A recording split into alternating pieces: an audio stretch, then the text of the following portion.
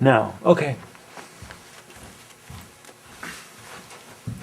So I'm here today with 4 members of Wilderness Way: Gene Berensmeyer, Paul Berensmeyer, Tina White, and Lee Berensmeyer. And I have a couple questions I'd like to ask you about your organization, Wilderness Way. So the first question that I'd like to ask all of you, and feel free any of you to add your insights on the question. When was Wilderness Way founded? And how did all of you envision Wilderness Way upon its conception? And have your visions changed since then? Well, I'd like to start because I have the visual image of the first picture of Wilderness Way, and that is in my folks' house. And it's a picture of my mom and a row of wishing poles. And it says October 1999 underneath that. And she just had finished making wishing poles with, you'd have to tell me what grade they were, the young ones. And somebody took that picture, I think it was for a newspaper. And that kind of started the idea of possibly doing something with children. Mm-hmm. So the first one was October of '99. With the wishing poles. With the wishing poles. Yeah. We were excited about the migration of coho salmon coming. They were expecting a good run, and the Chronicle had a TV camera out, operator out, and a reporter, and Spawn was there, and they took a picture, that the one you're referring to. They had that in the Chronicle, and then Todd Steiner, he got the photographer to give him he bought a picture and he sent that to me as a gift. Mm-hmm. And that was the beginning, all right, that we got excited about that. And part of the excitement was when we learned that some of the coho salmon actually go up Larson Creek. And Larson Creek is a tributary off of the Valley Creek, San Geronimo Creek, and goes right between the two schools, San Geronimo School and Lagunitas School, and then up through under the golf course culvert all the way to Roy's Redwoods. And so it was thrilling to kind of begin to expand our knowledge about the salmon, and seeing that they were an integral part of the school, And so to go to the kindergarten class and know that they're 50 feet from a place where coho are spawning, and to take those little ones out there and stand on the edge of the creek or stand on the bridge and see a female slapping her tail and digging and telling the children what the female was doing and where the daddy was nearby and what his job was, and building on, we love stories, and we build on stories. And here we were, a few feet from the kindergarten classroom. And the kids, we heard about it from the parents. The kids came home, blah, blah, blah, telling the story of going just a few feet from their classroom and experiencing that, watching and hearing. And that's where we get into the peripheral. Wilderness Way does a big thing in the out of doors about vision, but also listening with your ears. Dear ears. And using peripheral vision so that you expand who you are with your senses. And Paul's very good at that with teaching the children how to do that and playing sneak up. I'd always be the one waiting for the children. And of course Paul brings a class over and they sneak up on Gene. Mm-hmm. And of course I'm always just totally surprised when they come. But all these little things, these kids, kindergartners, first graders, it's a thrill. They were always so happy when Gene and Paul came. And then I think I'd add that right after the October '99 wishing polls, a unique thing happened, which kind of for the family, and that is in the year 2000 I made a career change from being a track coach, and I decided I wanted to work somehow more involved with the outdoors and the environment. So I did an outward bound semester, 80 days. And when I came back out of that, kind of unfolded just as we were talking. I think you mentioned it. You said, Paul, why don't all of us just do one semester and we'll volunteer? And we'll do all the things that we did That's right. when I was a kid with the children at That's- school. We did, And we'll didn't we? just see, it's a trial, we'll just see if they like it. And I can still remember the numbers. We did 158 hours. Do you remember that? Yeah, The first semester. I forgot, you're right. And you know what? They loved it. The Oh, kids they did. loved it. Teachers The loved it, teachers and the parents. The parents and the loved board, it was free.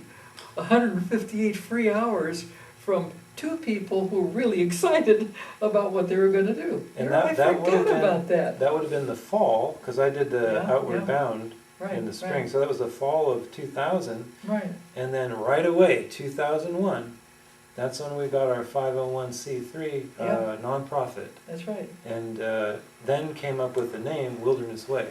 yeah, right. That's how it really started in those 3 years of 99, 2000, 2001. Yeah, right, Yeah. right.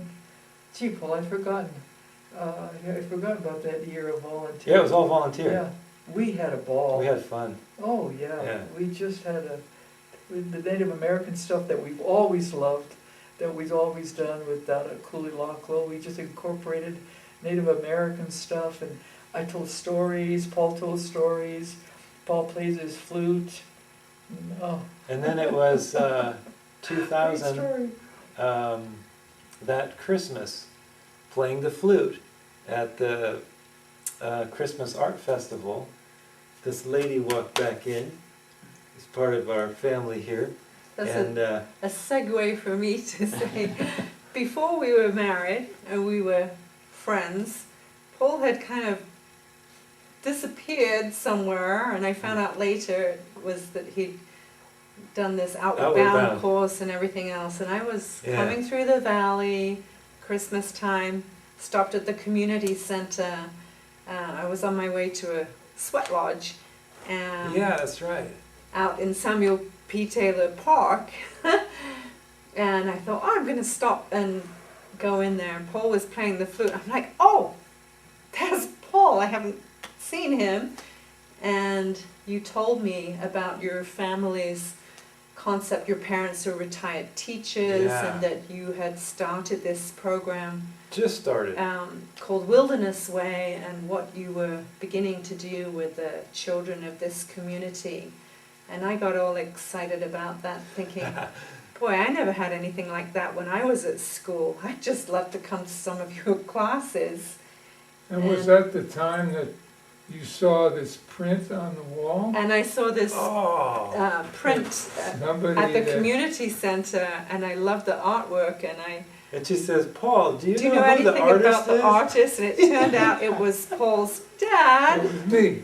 and it was images of the native things in this part, and that started us dating, Yeah. and beginning of a beautiful relationship with not only Paul, his family, and Wilderness Way. And Tina becoming an integral part Oh, yeah. and driving that other van. Yeah, I Remember said when I we wanted would to go- volunteer for this program. All right, excellent.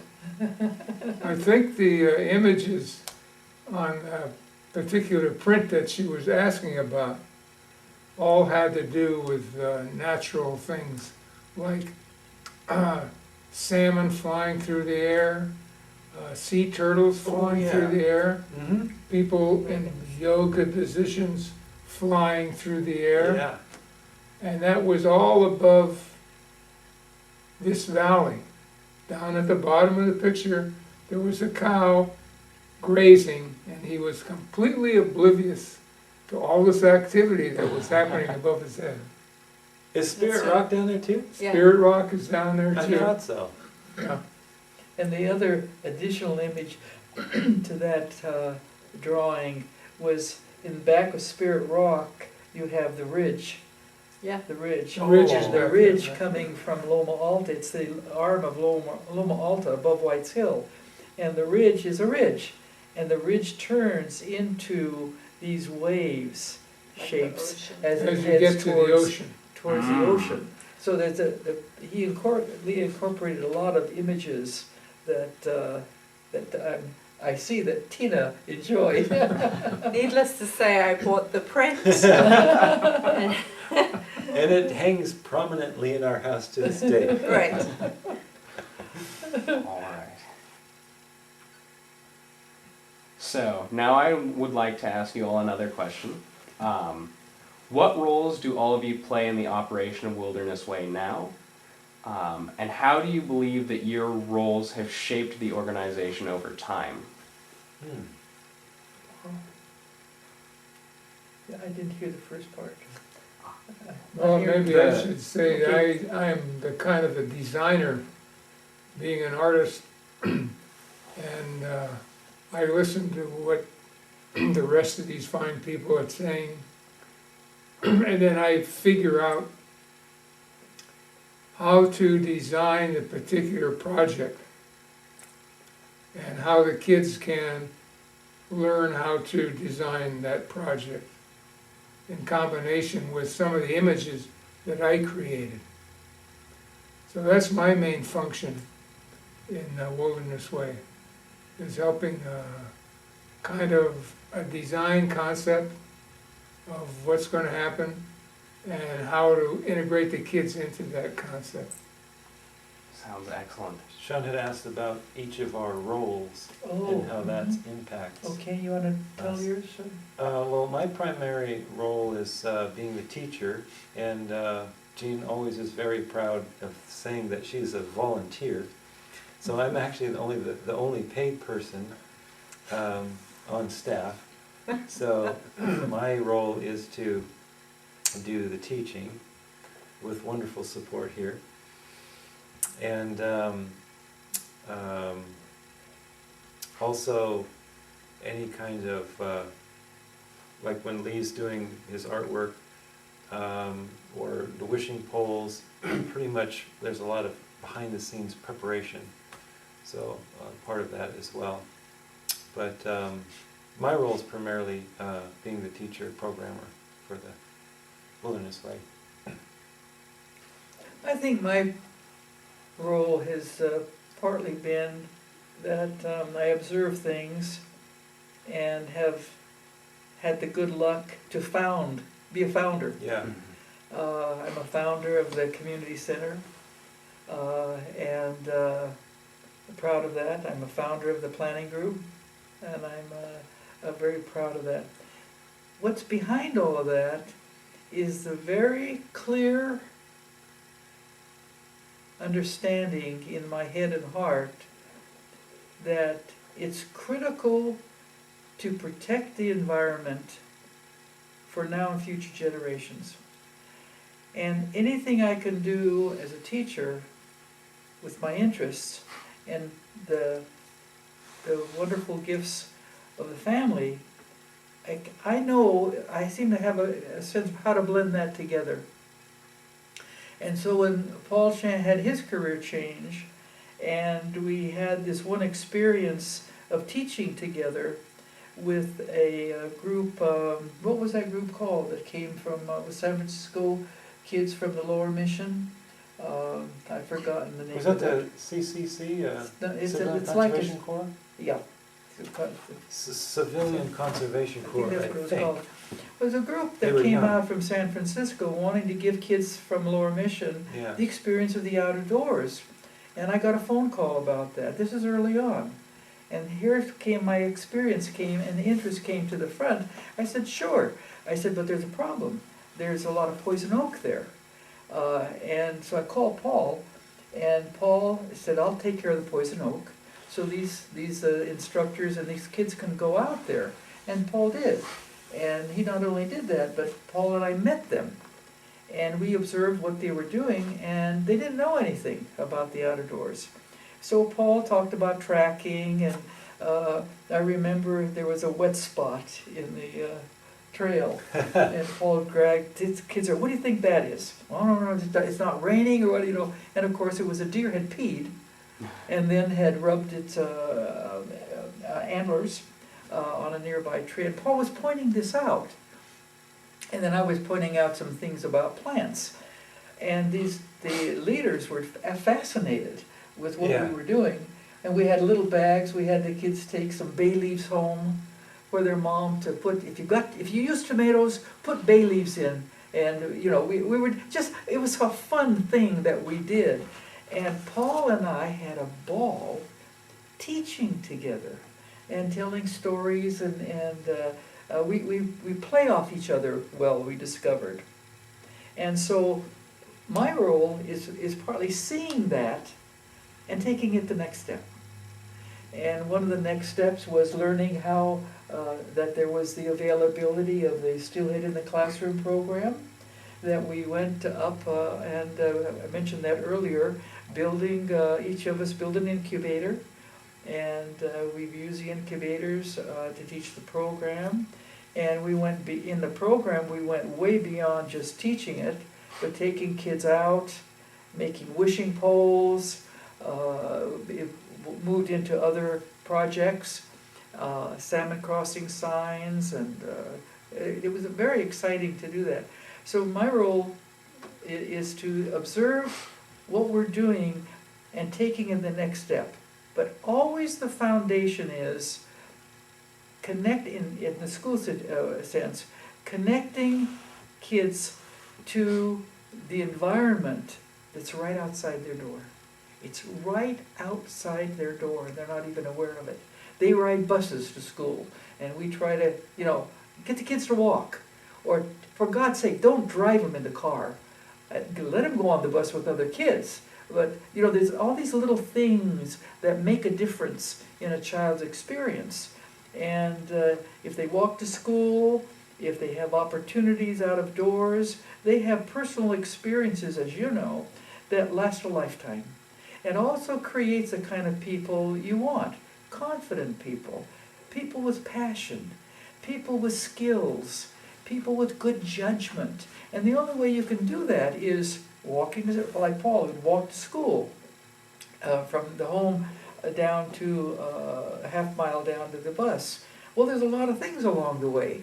There's the garden that owner doesn't want you touching anything, and there's the tree with the apples that hang over the fence that you can, there's all these little things that you can experience.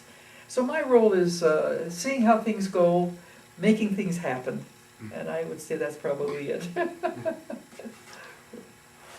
So my role has been, first of all, an observer of your program, and then helping to document some of the projects that Wilderness Way has done in the classroom, and also to doing that through video camera, and I've been looking and learning along the way, and that's given me more excitement into the whole process behind Wilderness Way. And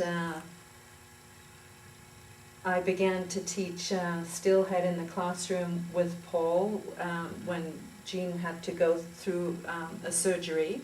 And so I kind of stepped in for you, not that I could ever fill your shoes, but as you mentioned before, Sean, you know, sometimes you learn more by trying to teach something to somebody else. So that time that I had partnering with Paul and Sally Hutchinson doing the Steelhead in the classroom with the 7th grade for the science, and bringing that back to the outdoors and taking them on field trips, and the release of the fish that they cared for and observed and recorded, all of that just made me happy to volunteer in any way else that I could.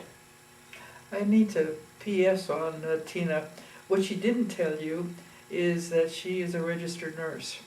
So having someone with those skills allows Paul the freedom to take kids to do things that are on the edge, maybe on the edge of danger. and yet knowing that Tina's there to say, that's going a little too far, Paul, or we're okay so far, but there's that piece of it. You know, like hanging off of ferns and Like- stuff.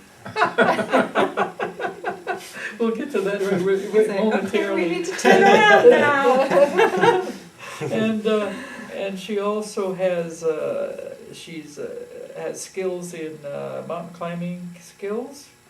Has done some exciting things about that, and she's a Skiing. runner and a skier.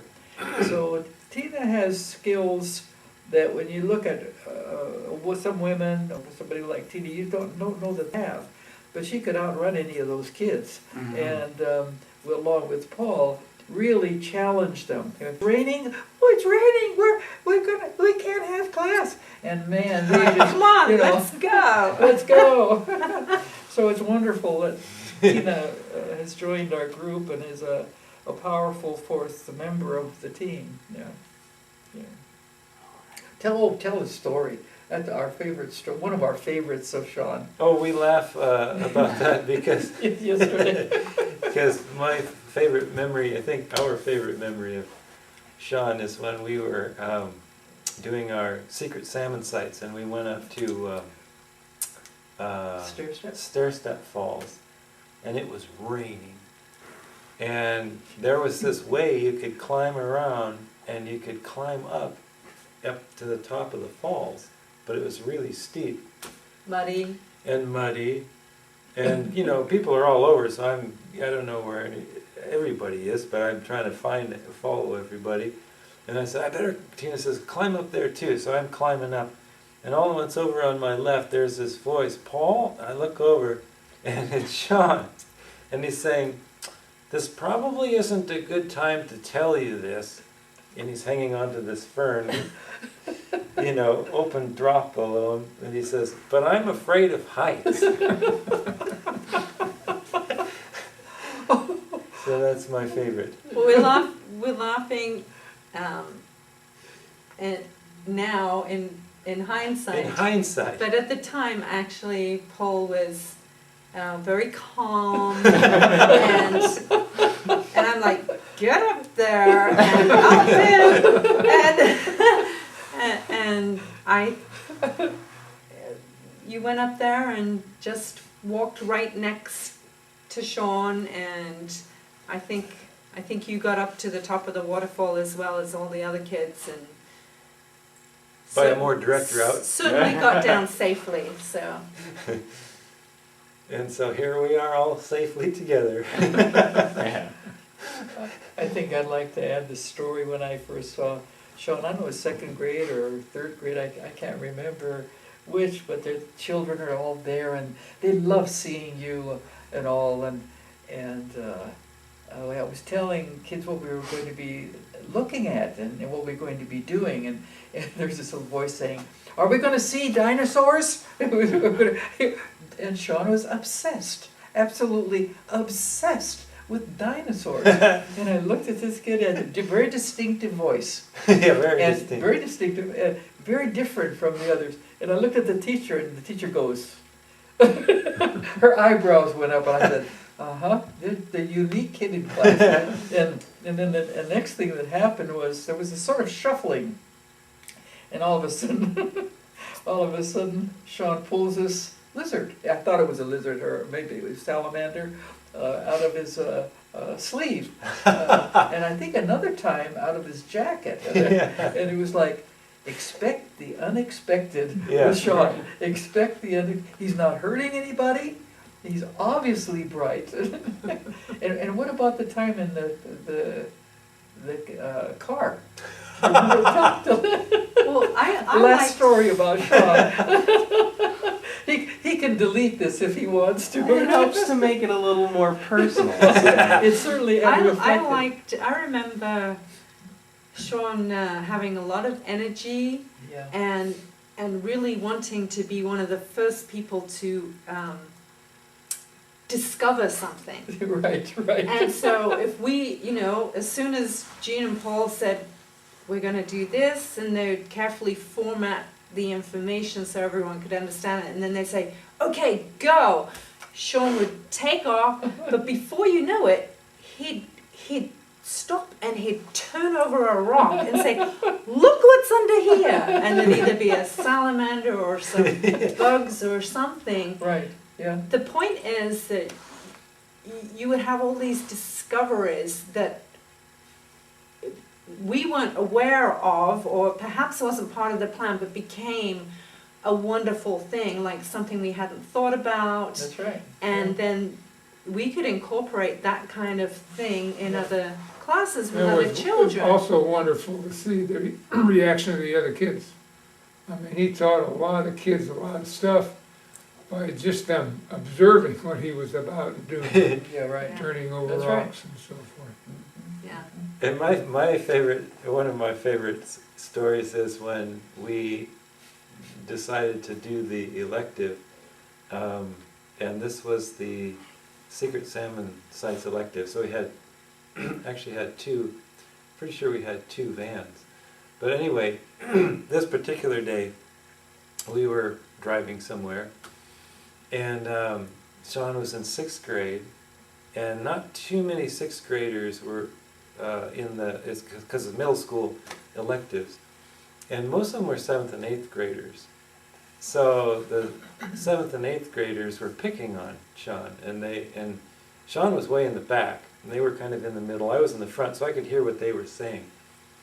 And one of the things they decided to say, because of your interest in bones and finding things, they said, "Oh, Sean, all you're ever interested in is looking up and digging up old bones."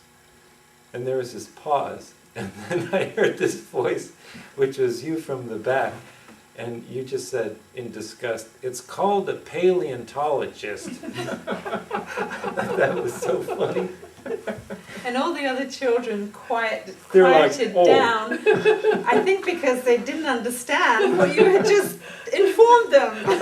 And it sounded pretty impressive what a paleontologist right. could be doing. Yeah. So, there's some good stories. A walk down memory lane. Yeah. See, when you have stories like that to tell, and in moments of reflection like this, there are also stories that help us Yeah. in terms of what's important and what can happen in any kind of a situation that you can build on. Whether it's a kid hanging from a fern in a dangerous situation on a muddy slope in the middle of a downpour, or hiking and turning over rocks. It's really the opportunities there and decisions that have to be made on the edge of danger, and then other more intimate things. with Or the playing the environment. Native American flute for the Yeah. mighty oak, Oh, right. which right. was really interesting because we created a healing song for that. Yeah, it's for And sudden oak day. each of you guys had a different part. And That's right. we did that 2 or 3 times. And that tree healed up too. It had that sudden oak death. Yeah, That was amazing. yeah. And then you guys carried it a step farther all the way till you were 8th grade. And you played at the graduation. That was just awesome. It was. So Yeah. you might not realize it, Sean, but you're an integral part of Wilderness Way through these stories, and one of the many successes that we could build upon with later classes. Yeah. I'm And glad that- people love hearing those kinds of stories from someone who lived here, someone who went to school here. Right. Those are really rich stories, Yeah. and we've certainly enjoyed them. And to have the opportunity to see you where you are in college, ready to move on to other work in school, maybe a PhD, and options for careers, actually very broad options. It's just really, I say to myself, that's partly because of the experience we helped provide him in the San Geronimo Valley. And, Yeah. And carrying that carrying it. essence of yeah, teaching and excitement and the out of doors, That's carrying that great. essence on it's for connected, future yeah. generations Right. is really great. Well, you should have some good stuff there. Yeah. All right. He's going to have to sift through all the stories to find the answers to his questions. It's all right. All right. So now I would like to ask you another question. This will be the last one about sort of the background and history of the organization. What are the objectives of Wilderness Way as of now? What important insights or messages do all of you wish to pass on through Wilderness Way? I think the biggest one that we've always talked about was our concern about children today being so focused on their media, whether it be an iPhone, getting on the web. They're just doing so much, so close, that they're not aware of what's around them. And I think one of the biggest things for us with Wilderness Way is to try to counteract this technological emphasis that's really overriding, and to try to get the kids to stop and pause and to really see what's around them, and to give them a different experience, a beautiful experience that's really out away from the technological age, which seems to be so prevalent. I mean, just have the iPhone in your pocket, you know?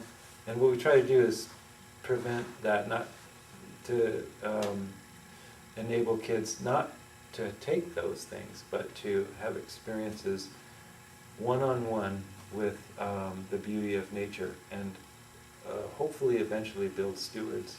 It's kind of like the underlying roots of what we're feeling. I think Paul's hit the nail on the head.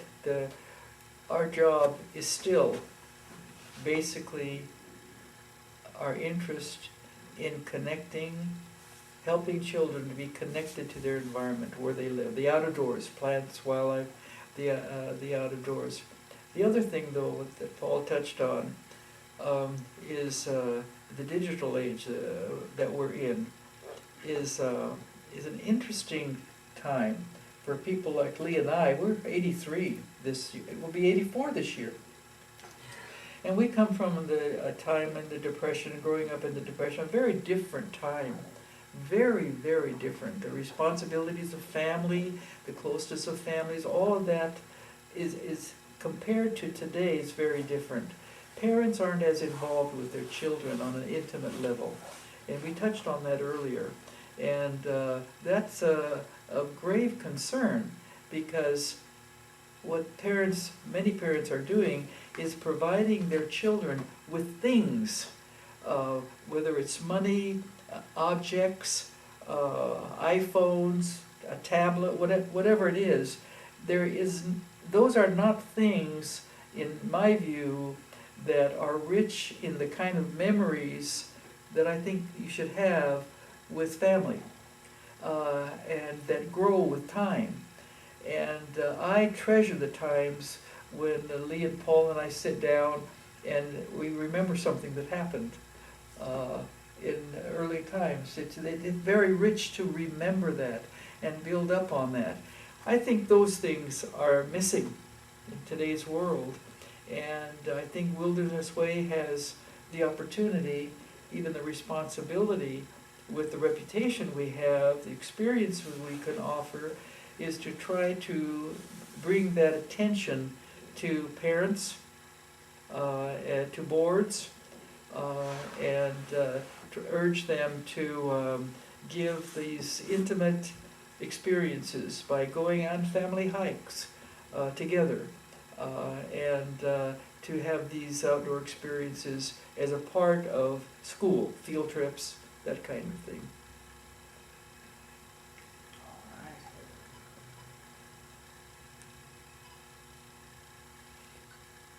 Okay. Now I'd like to ask you all a few questions about sort of the community outreach that you do. So the first thing I would like to ask you is, in what ways in what ways is Wilderness Way able to reach out to the residents of the San Geronimo Valley and to other local communities?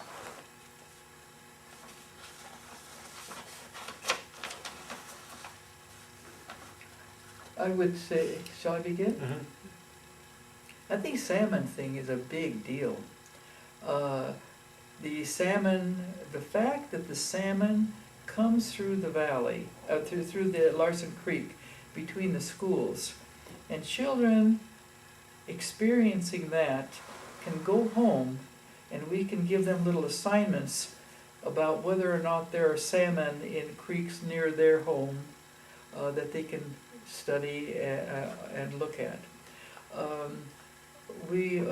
Part of that salmon, learning about salmon, has helped us to work with the children about where in the community the salmon migrate.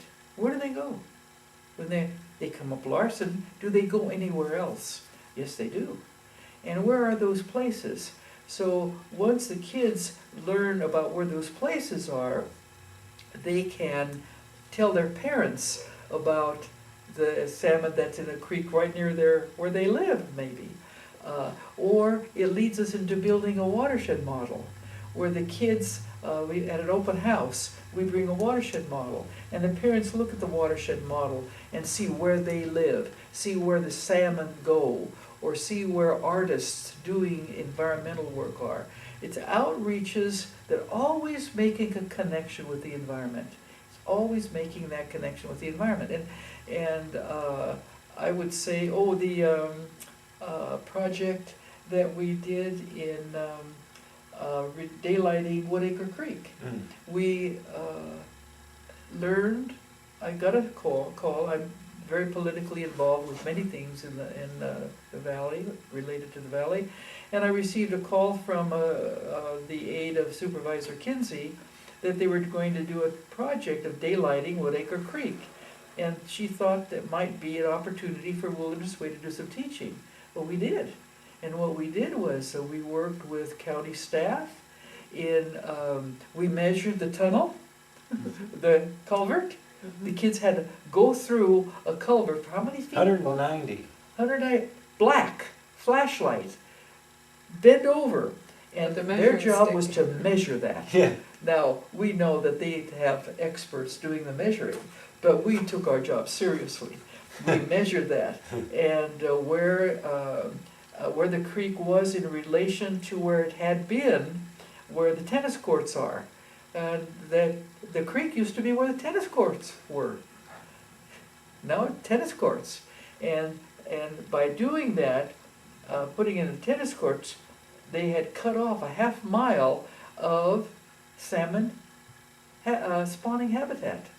So the money was, for the county, was to daylight that creek, restore that habitat, and the job of Wilderness Way was to do measuring, learn about the history, to look at plans where the creek was going to go, make observations during the reconstruction when they brought in equipment to dig out certain sections. And then we had worked with staff about the plants to be planted. We learned what they were, and the kids learned how to plant them, and we planted them. And so this was a major outreach, and the Woodacre Improvement Club put the notices to their membership about what we were doing. And I would say that particular project was a major community outreach project. And we one of the final things we did there was to put up salmon crossing signs. So a couple of the I think it was 8th graders, maybe it was 7th graders, put up salmon crossing signs on each side there on Crescent Drive.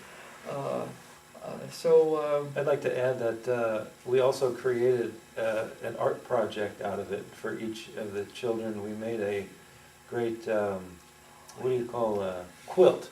In fact, That's right. it's That's right right. there against the door. That's Each right. kid had one of those pieces of felt, and they could draw, as you can see, one of the salmon, and we sewed them on, That's and right. we held that, draped it down, and actually Supervisor Kinsey spoke Yeah, you did. there after That's we had It was- completed the project, Yeah. and we had that as a wonderful backdrop. All the Yeah. kids had their, their artwork there. That was done in the Bonnie Nackley's social studies class. Yeah. We related that community outreach as a social studies problem, and Lee designed the fish. So we wanted the common theme in the quilt to be a fish, the same fish. Everybody, we had several. They traced it, several of them that they traced, but they could make the fish whatever they wanted, and add whatever elements within that. But the fish swam through, the same fish size swam through the whole quilt Yeah. hanging. And we've used that on a couple other projects, hanging off the Oh, yeah. bridge to when we did another restoration project. Yeah. Yeah. And So we've done a couple restoration. I wanted to add that the completion of that project, the salmon did swim up through that We did. habitat area that had been restored, so it Yeah. truly was a restoration.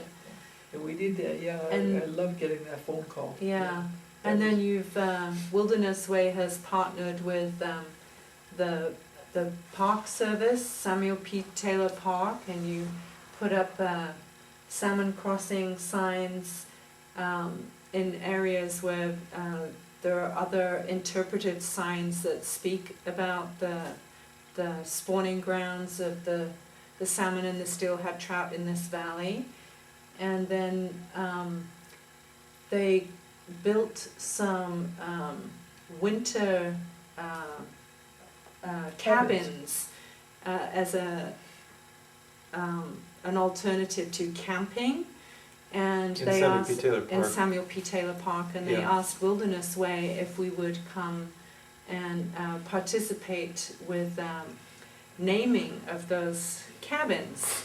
And so then that became a project with one of the classes. Mm-hmm. And we took them out to the park. So in most of our partnerships and projects, there are indoor activities, but they're always an adjunct to an outside experiential learning for the children that really connects them to the environment in which we live.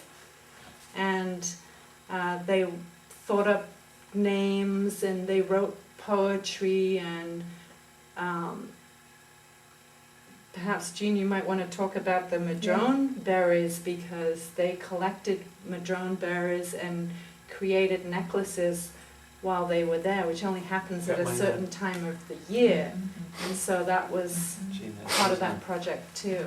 I'm just thinking about different organizations that Wilderness Way has partnered with. That was a unique project because that outreach was not within the valley community. It was at a state park. Yeah. Mhm. And the state park, Taylor Park, what was interesting about the cabins is that was a new wrinkle in state parks in the state of California. And so we had representatives from Sacramento come down as part of the grand opening, and supervisors. It was a big deal. And the children, to expand on what Tina said so well, is that the kids had to decide what are they going to name the cabins. And once they figured out what they wanted to name, they had to explain why that name was a name it might be or should be. And so whether it was a bird or if it was a fish, they had to know why they wanted to select that name. And as luck would have it, the madrone berries near one of the cabins there was unusually prolific. Yeah. And there were madrone berries all over. And so we had this idea, which we do every year, and I'm a passionate necklace maker of madrone berries. You are. I have about 30 necklaces hanging up from the fireplace at home right now. And my oldest one, all right, I'm wearing. And so we had the kids gather berries and make necklaces to give to each of the representatives from the state parks or from county supervisors and aides and staff, Rose's staff from the park. And the kids just, put a necklace over each person. And it was very touching And again, directly related to that environment. So, well, it was a good project. Mhm. Another example of outreach that I think was meaningful for the kids and an eye-opener for the adults. I think two other examples of outreach, one of which is, you'll see pretty much all around, you'll see in Fairfax some of the salmon crossing signs. The first outreach project with the Samuel P. Taylor State Parks, and we decided with them, in conjunction with them, to create salmon crossing signs at all the major bridges to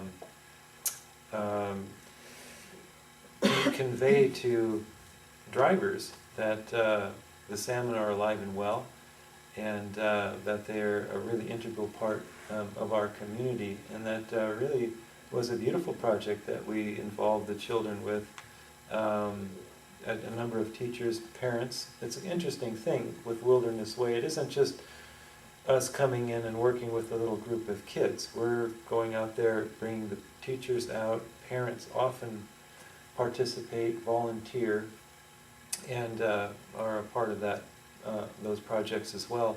The last one that I'm thinking of is when we also, I'm not sure if it's Taylor Park, but when we did the environmental living program, was that also Taylor Park? When we No, Was that that State was, Park? that Tomales was. Bay, Tamales Bay. Tomales Bay Mm. State Park. Yeah, That's we right. we partnership with Tamales Bay State Park That's to right. do what we call our To do it. ELP, which is our Mhm. environmental living program. And the Thule Boat Project. Oh, and the Thule Reed Boat That's right. Project. So actually, we've done quite a few. Yeah, we have. Quite a few. Yeah, the ELP was about teaching children about the way the Native Americans really did live, and actually giving them the experience and opportunity to go out to a beautiful place where the natives lived, and actually to do native-type crafts and games, and actually stay overnight and experience what it would really be like to live out there on an overnight. There's one more, as I listen to this, we not only have dealt with Larson Creek, the 1 acre, the preserve, 1 acre preserve belongs to the school district, Mm-hmm. but the Taylor Park, a state park, Mm-hmm. and Tomales Bay, a state park, but also the Point Reyes National Seashore, every year, and we missed last year, we have been asked by Point Reyes National Seashore staff to come to the Cooley Lochlo Oh. annual event. And we have done that, and they really miss us. We bring, what we do is bring key things. We have a display, and then we have one table with all the Native American games, and we have another table with pump drills. So anybody who comes, if they want to play a game, we show them, we love it when a parent and a kid are competing on a game, and we usually make it easy and go through the rules very quickly. And then at the pump drill, every parent wants their kid to learn how to use a pump drill and put a hole through the shell and add beads and all. Make a So necklace. we there are working Yeah. with the Point Reyes National Seashore. So our outreach has been fairly extensive. Yeah. And that's not to mention when we do steelhead in the classroom, because we can't have coho in the classroom because they're endangered. But steelhead in the classroom are actually, even now, it's steelhead, well, yeah, it's the trout that we're using. Actually rainbow trout now. Mhm. We can't even get the steelhead trout anymore. But partnering with a fish hatchery or other organization in order to receive those live eggs, you have to have a permit to Mhm. do that. So we have to partner with those organizations as well in order to teach those, present those opportunities to the children. But this building is used for community here as well. the San Geronimo Valley is a true valley, and if there were some kind of natural disaster at one end or the other, we're pretty much on our own for resources and taking care of things. You know, if an access was blocked, so we have a very well-trained organization within the valley for disaster preparedness, and they use this building for their meetings and for some of their practice drills. And sometimes the county has used this building also. So we The San Geronimo Valley Planning Group, and the planning which group. Jean founded, meets here every month on Monday, second. And committees every second week. Monday. And committees Oh, every and the week. subcommittees Yeah, every week, right. So that's I'm an extension reminded- of what we do. What Tina mentions on the steelhead in the classroom, there was one major shift. When there were no fish, there were no eggs. There was a period of time you couldn't get any eggs. We couldn't get any eggs from where we usually did at Warm Springs, and so there was a little shuffling of what to do, and we got them from another source, and that source required us to work with Marin Municipal Water District to put the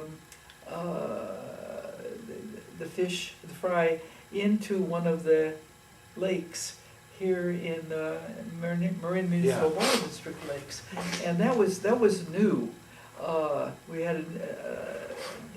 were dealing with new people, good people, and but they were finding that there were too many trying to put their fry into the different lakes, and there was Yeah. a little bit of a problem with that, but we did manage to work it out. But when we went there, you remember that wet day? Oh, yeah. And All the newts, salamanders.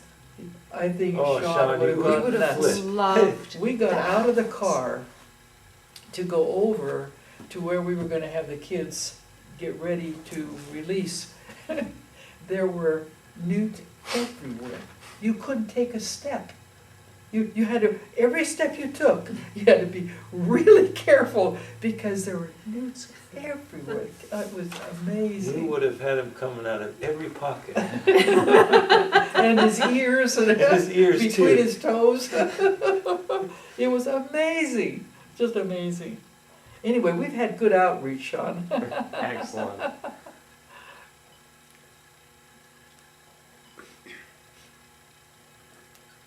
All right, I have a few other questions I'd like to ask you about your community outreach, and they might cover some things you've already Oh, yeah. talked about. Probably. But the next question I had was, what kinds of community events are hosted and/or participated in by Wilderness Way, and how frequently do those events occur?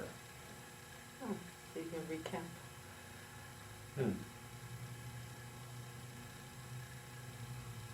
Hmm. Let's see now.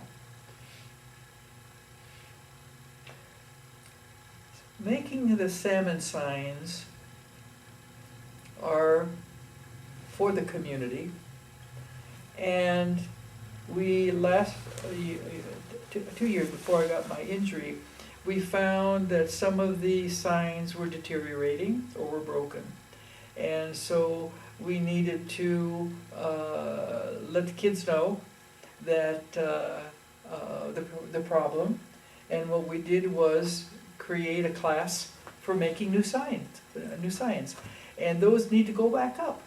And so we need to work with the teachers and children, and Paul, however we're going to do that, to get some of those back up that we had to take down because they needed to be, they were, as I say, broken, or they had deteriorated and gotten rotten. And so we did get the ones back up on school grounds, but we need to get the ones back up in some places in the valley on the street, the street signs. So that's an example of something that is just a maintenance thing. And the same thing in Taylor Park. There's a couple, I noticed one had the tail chipped. And so we'll need to figure out how, maybe look at all of them and see if that's a class project or how best to handle that.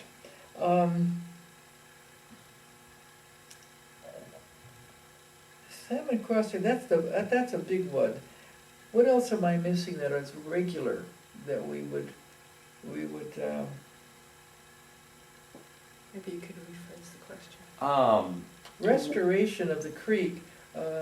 We regularly look at the Larson Creek in the summer. I mean, around September when we go back to school, it's dry, and we regularly take new kindergarten groups, and we take the other primary grades through there. We haven't the middle school.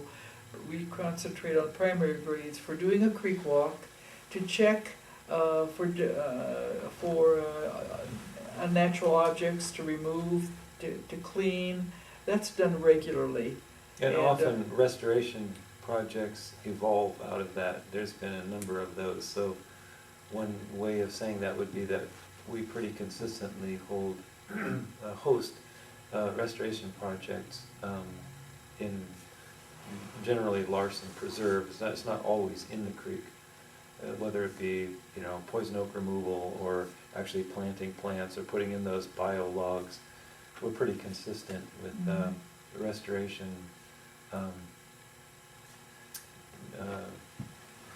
activities.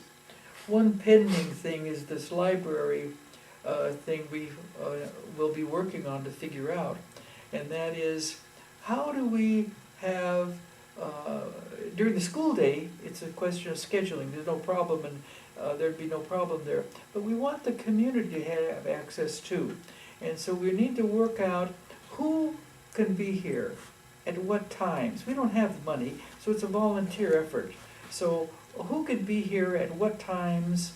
So a TV could be set up if somebody wanted to look at a film, or if they wanted to do some reading or check something out. That's a little thing that we will need to work on, that we're interested in, that I think is would be an ongoing thing. But that's going to take some organization to do that. So that's sort of a pending kind of thing. It's also an interesting question because those have changed since we've had this building in terms of us hosting things, because now Wilderness Way really, I would consider, hosts the planning group. I mean, two of the members are prominent in Wilderness Way and are also prominent in the planning group. I would also say that as the building, we're in charge of the building.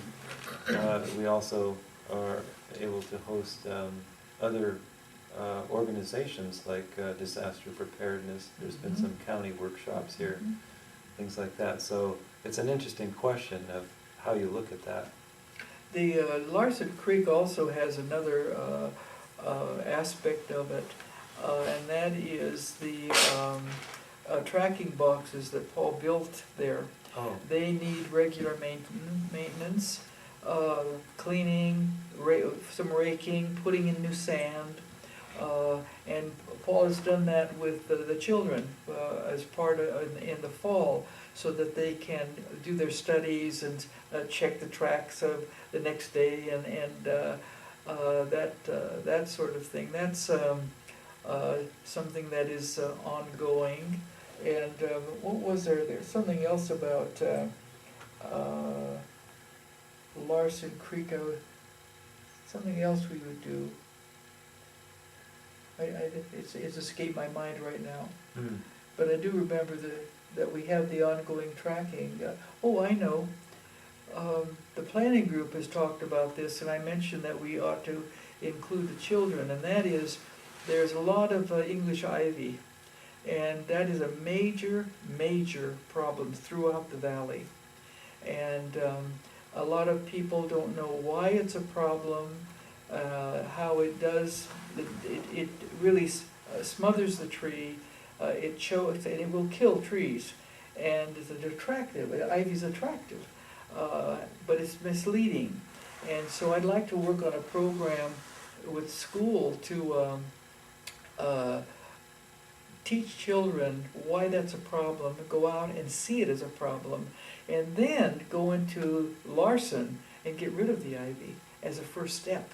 I think that would be a real contribution and something that we need to add. Yeah. Yeah. Can you think of anything else? That's pretty much Not what I- ongoing. I'm thinking of things that aren't ongoing, but Mhm, focus mhm. more on the ongoing ones. Right. All right, I think then we'll move on to the next question, which is, I suppose this would be kind of like a summary almost, given all you've told me. In what ways do you feel that Wilderness Way has been most effective in connecting with the residents of local communities?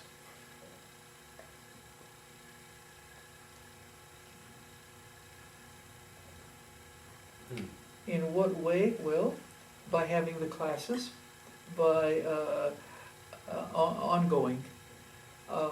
And when they can't, we ask for a certain amount of money because Paul gets paid for this. So we ask for a small amount when they do that, and if they can't, we've done it gratis, offered the class gratis.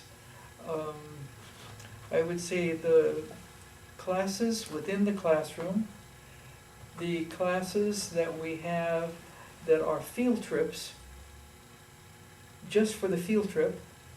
There are classes where you have a field trip with the object to bring something back into the classroom to build on.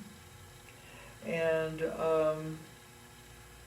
I would say the secret salmon sites, the electives program, whether it's secret salmon sites or whether it was a flute classes where you even had kids going out to Roy's Redwoods, as I recall, and creating compositions, being inspired by the plants By nature. to create musical compositions.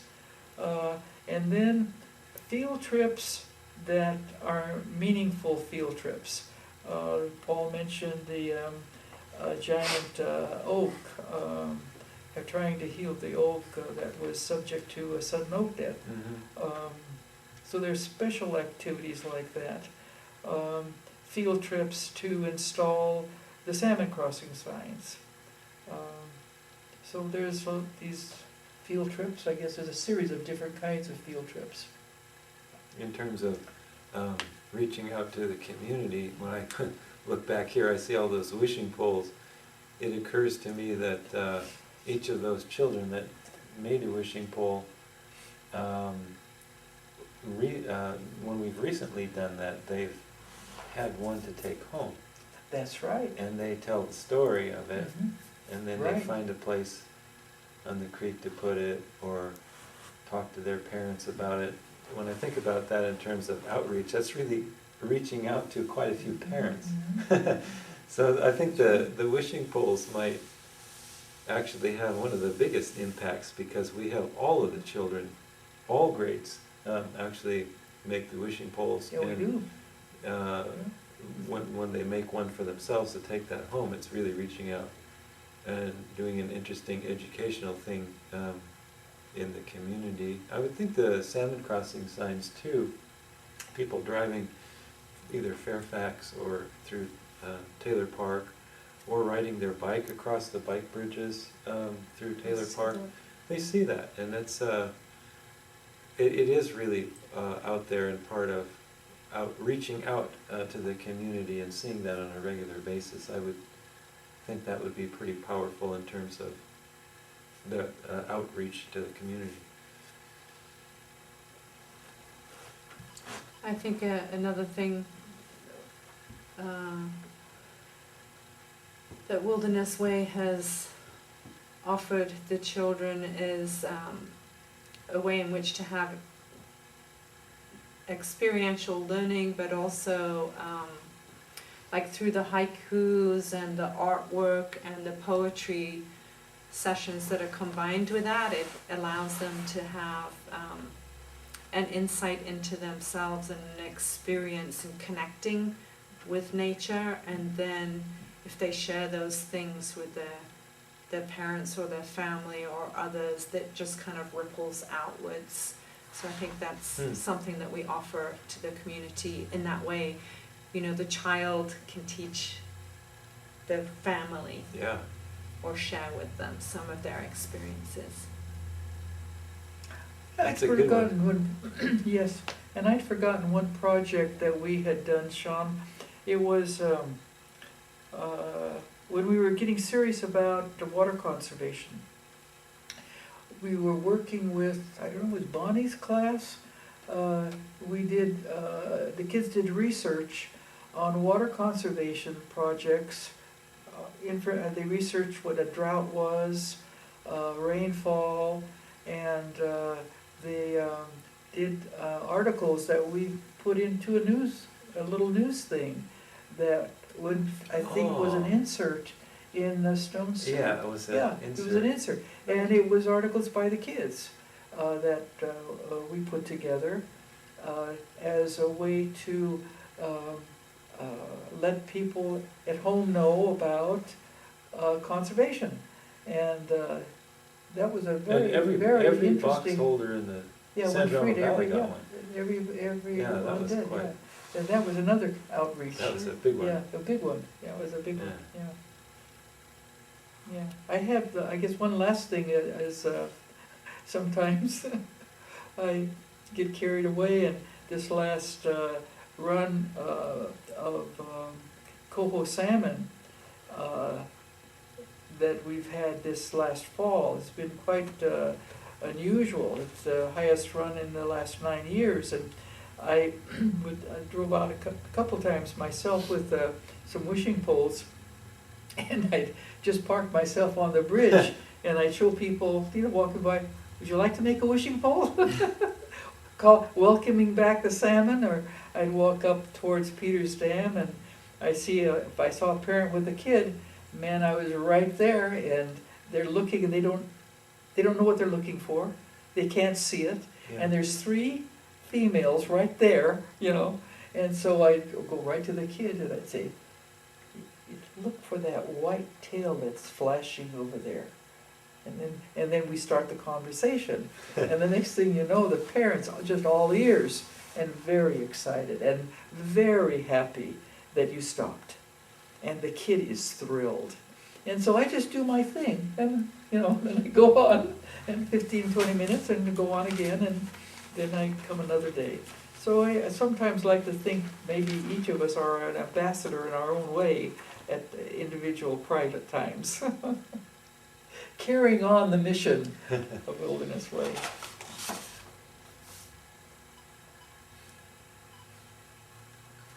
That last comment actually segues perfectly into the next question, which is what causes or messages do you feel that Wilderness Way has been able to promote the most successfully through their community involvement? What message? I'm not sure how to answer that. Well, it's awareness of the salmon. Yeah. I mean, it's so magnificent that they come up here, and that we have a school where there's a tributary where the salmon come right up through the school. Kids can step out of the classroom and watch them. Yeah. I think it's one of them.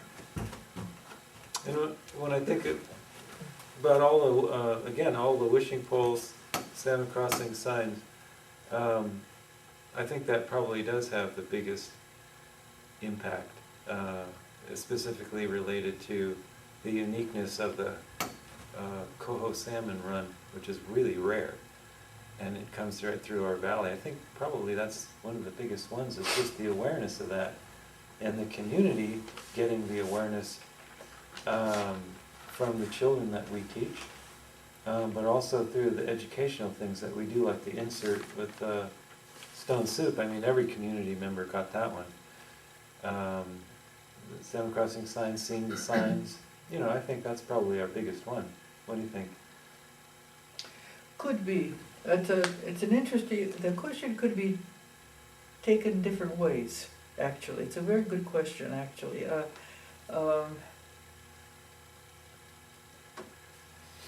I'm finding a little difficulty in answering it because it has a lot of answers for me. We are really trying really hard to make sure that children especially, with outreach to adults, feel a connection with their environment. A connection that makes it that makes it clear to them that we're not only connected, and this is the way that we're connected, but we have a responsibility to protect that connection and to preserve that connection. So if you have opportunities where your young people have experiences that show them how they relate to that tree, or how they relate to that newt, or how they relate to a salmon swimming by, and understand that they also have the responsibility to preserve that so that we have a sustainable environment, that we'll have something 200 years from now. It doesn't look good. It really doesn't look real well in some respects. So making that, providing the experiences on an intimate level, and not just preaching, not just talking about it, but doing it in the classroom, doing it outside of the classroom, doing it at home, doing it with grandpa, doing it with community, so that everybody has a sense of we're all in this together. We're all in this together. And I know one of the things I was reading, looking at that we have on our wall that I love, that we'll read, by Chief Seattle. This we know, all things are connected. Like the blood which unites one family, all things are connected. Whatever befalls the earth befalls the sons and daughters of the earth. Man did not weave the web of life, he is merely a strand in it. Whatever he does to the web, he does to himself. And Wilderness Way says, hey, let's get out there and be part of that web, protect that web now and forever. There's a quote for you. I took that from, I had to wipe the little dust off of it a little bit when I brought it.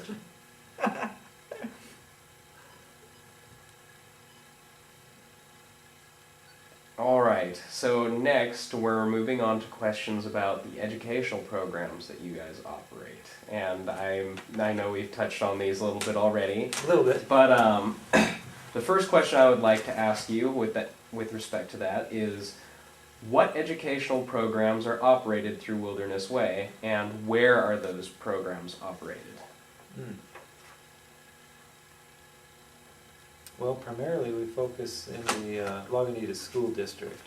So the programs that we are involved in, have been involved in, are the Montessori program, the middle school program, and the Waldorf program, as long as it lasted, but it just last year it hasn't been there. So those are the we did work with the Manor School, but that was only that one time. So primarily we like to stay focused in the valley in the Lagunitas School District. And is that question, it's like, what programs, is that what you asked also? Yeah. Regular? Mhm. What Yeah. regular programs? Yeah. Well, we were talking about that, we made Yeah. a list, and we looked at it as indoor programs, outdoor programs, and then the outdoor programs that become indoors. And under the indoor programs, that also extends to the outdoor, there's a Steelhead in the Classroom program. And that we do in the 7th grade, and we do in a primary grade. Sometimes it's a third grade. Mhm. Sometimes Montessori has a combination, third and fourth, or we do something like that. And that's every year, That is every year. every spring. Exactly. We have special programs that are projects that sort of grow out of something. For instance, the salmon quilt grew out of a project. The mural Mhm. grew out of a project. The fish mobiles grew out of the Steelhead in the Classroom project. We have, we collect on one of our creek walks, and we'd seen these in other areas, rocks. We'd make rock towers to see who can make the tallest rock tower without it falling over. And of course, you know, selecting the right rock, putting it in the right spot. There's this coordination and this sense of how you do it to make it work, to get the tallest rock tower. I mean, these are just little challenges. Doing things in the Native American program where kids actually, we had them make their pin and hoop games. Collecting the stick, making a hoop. What material do you get from a tree that will make a hoop that doesn't break, and will make a small hoop that doesn't break? These are big decisions that you have to make. And if you want to make madrone berry necklaces, how do you know where to go? And what are the signs? What do you look for? And when do you go? In the middle of summer? You know, you learn about seasons. It's like, hey, I'll make one of these, or I'm going to go buy one. Well, you can't buy one. And I'll make one. Yeah, well, you can only make it X times. You learn things about when a thing can happen or when it cannot happen. And so those are things, are partly indoor activities. We do a lot of storytelling. Kids love stories. And Paul and I do a lot of storytelling. And we've increased also, especially with the younger kids, Paul using the flute. Now, Paul, I don't know if Sean knows, but Paul has developed his skills in playing the flute to imitate birds' calls, and to have a group of kindergartners sitting in a circle. We've got to film this. I don't think we've ever done this, but Paul will come in, and he'll be playing his flute coming in. And as soon as they hear Paul coming, they all run, they get in a circle, and they all sit down and do their thing. And then Paul will start to play the flute, and he'll play a bird sound and ask what that bird is. Or one of my favorites is the loon. The sound of the loon is a haunting sound, and the kids learn what the different sounds are. But even more than that, when Paul does the owl one, Paul will make the flute do a hooting sound. Oh, that's easy. That's an owl. And Paul say, yes, but is it a daddy owl or is it a mommy owl? And he'll play it again, and he'll say, count the hoots. And of course the kids are on the edge of their seat, and Paul will play, and they'll count, and they'll say 4, and Paul will say, that's whatever it is, if it's a mommy owl or a daddy owl. And then Paul will say, what do you think this owl is? And of course he'll play the opposite one, and because of course know what it is. So Paul builds up this rapport, and then after he does that, he'll say, now what do you want me to, what sound do you want me to play? And they'll give him some stupid, dumb, difficult thing to do, and then Paul goes with it, and they just have fun. And but I just love it when I go in, and then of course I could build on a story from that if I want to do that. But story time or meeting them with the musical introduction, Paul always plays a flute coming in, especially with the primary kids. They love it when Paul, the Wilderness Way's here, and they love that the owl is special. The other indoor activity I would mention is the watershed model, which we described to you, where we actually introduce kids to the topography map and show them the area that the planning group is responsible for taking care of. So they get a little introduction to politics.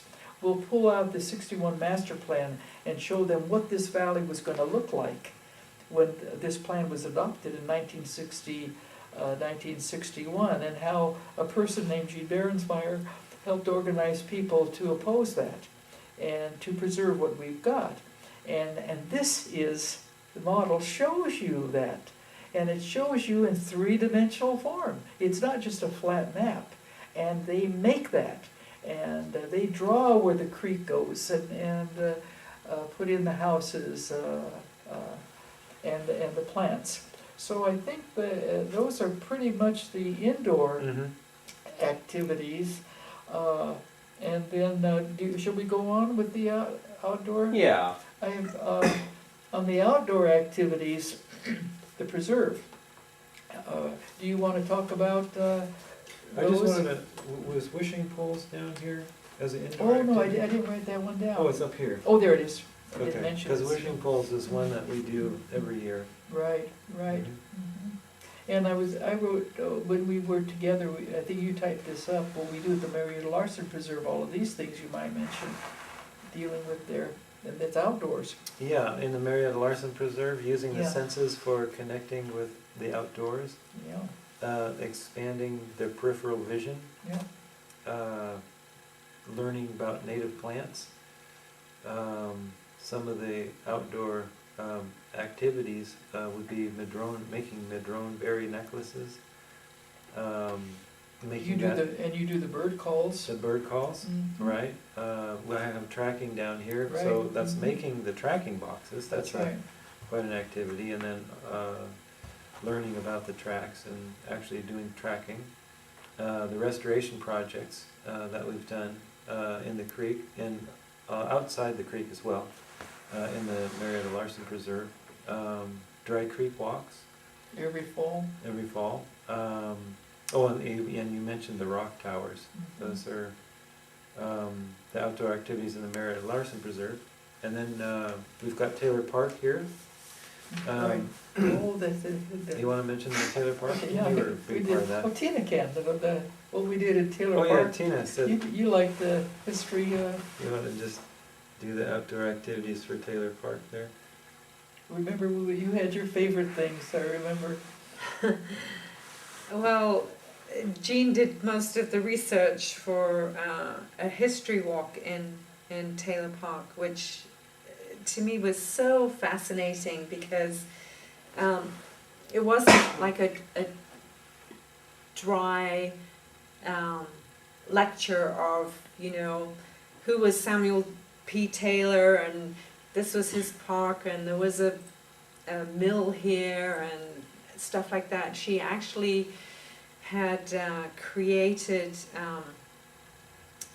a little bit of a story and asking, she gave a little bit of a historical background on the park and what was there, but when we went on the field trip, she asked the children to imagine that it was still that way, and if there was to be a mill here or a home here or an orchard there or a dance hall here, where would those places be? And it was up to the children to look around. They were free to explore the certain parameters of the park. You can't go past this border or that border, but within this space, where do you think those things might have been? And find X that still had some remnants of an old building or something like that. And these children just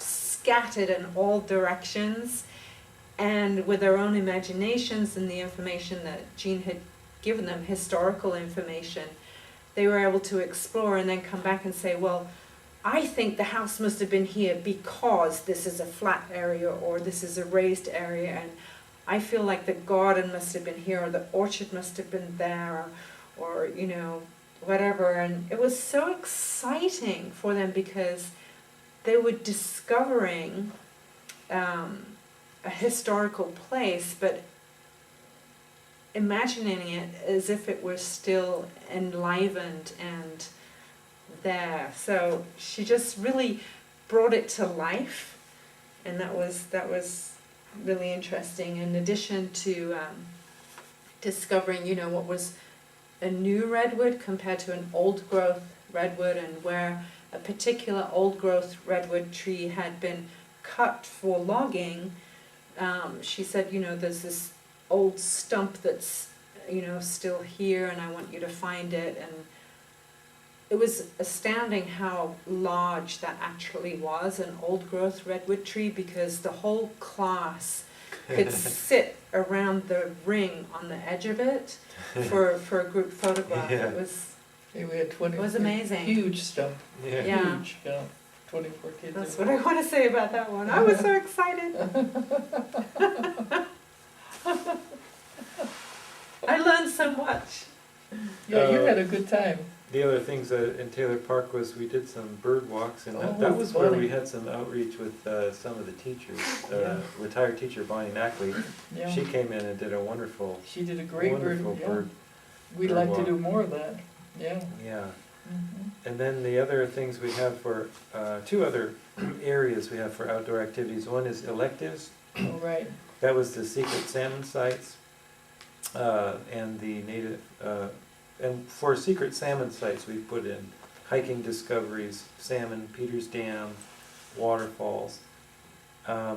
For I like one thing that you've done with the secret salmon sites, is you and Tina both have a good sense of that particular group's abilities, Uh-huh. and you push it to the edge. oh, Going down that dangerous, that one, I'd never go down it. the spine. The spine, You it's remember like, the spine? Yeah. right, and seeing, you always take a movie, Yeah, and it's always wonderful for me to see in the movie what kid is petrified, but is not gonna show it, and is determined, he's gonna, whatever. But you both have a sense of who to push and who not, where to go with that. I found that absolutely thrilling to see on the secret salmon sites, that pushing that edge. Yeah, that's a good one. and then under electives, the other one we have was Native American flute. Actually making, Oh, yeah, making you it. made one, I'm pretty sure too. The making flutes, playing the flutes, composing songs in the outdoors. In fact, that's another fond memory I have of you, Sean. You had mentioned that one thing that just came into your mind was the beautiful outline of a fern. That's right. And, love and, that. and you created a song based on that shape. And I think you even played that for the at graduation. Yeah, I called it the Song of the Fern. The I Song remember of the that Fern. as being Is that played. right? Yeah, Wow. that was really unique. That's a great example of Yeah. using environment, playing in the out of doors. I remember Tiffany playing in that redwood that had fallen over, that great Willis Evans redwood tree that fell over, and she played to the shape and some of the rings in that. Anyway, that was a big part. We also performed the concert at the end of the year, the healing song for the mighty oak. We did a lot of, and then all the field trips we did. So that was quite an important part of our outdoor activities. And then I have miscellaneous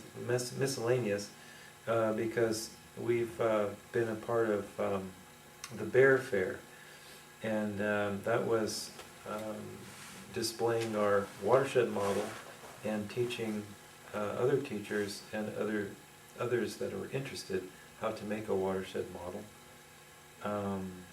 And then fish release. Oh, yeah, in MMWD or Okay. those fish release. Yeah.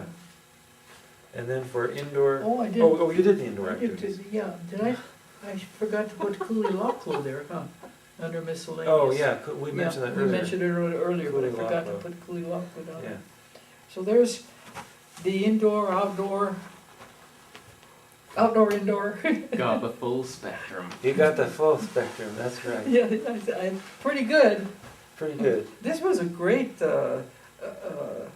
assignment for us, because at one point we said, God, did we really do all that? Do we really do all of that? You know, it's really thrilling to know what you're doing and what you're trying to do and so on. So there's lots of personal growth involved as well. Yeah, Yeah, yeah, right. that's right, yeah.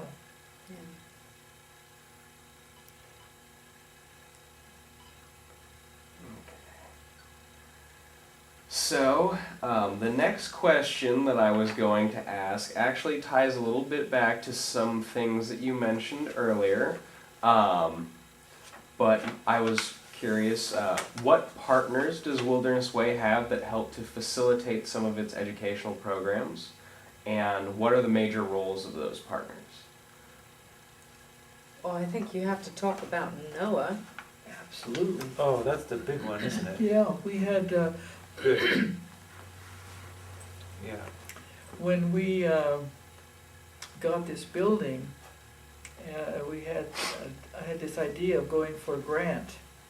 And Dave Court, do you know Dave Court? He let me know it's very difficult to do, to get a grant. And, but I got this application form from the NOAA, which is the National Organization of Atmospheric Administration, I guess it is. And they do a lot of studies, it's federal government, about endangered species and very, very broad responsibilities. And they have a grant program. And so I simply wrote up a proposal with the help of Yeah. family and sent it in. And I'll be darned, we got the grant. And it was, I think, for something like $36,000, which would pay, and the purpose of the grant was to work in the classroom to teach teachers how to do what Wilderness Way does with salmon. And It was a 2-year, it started out as a 2-year grant. yeah, Yeah. and that's right. And we did that 2 years, and there was an opportunity to extend it to a 3rd year. Yeah. And so we requested that, and we got it. So we put in about $110,000 into the school budget for this program. It was a dynamite program, but it had its downside. The downside is that Paul and I, Lee, this was before Tina, I think, was involved. I think we did a really good job in terms of the teaching, but the problem was, 2 problems. One is that when we came in, we wanted the teachers, Sally did it, and so did Bonnie, but most teachers just wanted us to teach the program. We're trying to convey to them that we wanted to work with them in the program so they could do it, and we could go to other school however we wanted to do. But that was a tough thing to see happen. And so what we ended up, we had a great program, but it was Paul and I being paid to teach it. Now I'm not paid, Paul